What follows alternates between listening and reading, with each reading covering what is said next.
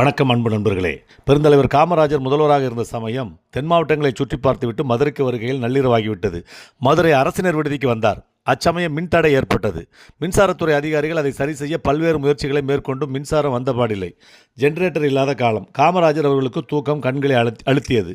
மின்சார ஊழியர்களோ முதல்வரை காக்க வைத்துக் கொண்டிருக்கிறோமே என்ற பதட்டத்தில் தவித்தனர். முதல்வரோ அவர்களை ஒன்றும் சொல்லவில்லை. மின்சாரம் பழுதனால் அவர்கள் என்ன செய்வார்கள்?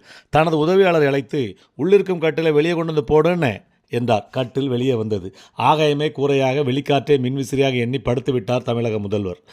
அவருக்கென்று உள்ள பாதுகாவலர் அவர் அருகே பாதுகாப்பாய் நின்றிருந்தார். அதை பார்த்து, நீ தூங்கவில்லையா என்று கேட்டார் முதல்வர். என்னை யாரும் தூக்கி கொண்டு போக மாட்டாங்கன்ற, நீங்கள் போய் தூங்குங்க என்று சிரித்து கொண்டே கூறினார் காமராஜர்.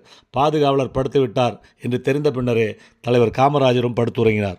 பாதுகாவலரும் தன்னை போன்ற மனிதன்தானே என்று அவருக்கு மரியாதை கொடுத்து பண்பை வேறு எந்த தலைவரிடமாவது பார்க்க முடியுமா? வாழ்க காமராஜர்.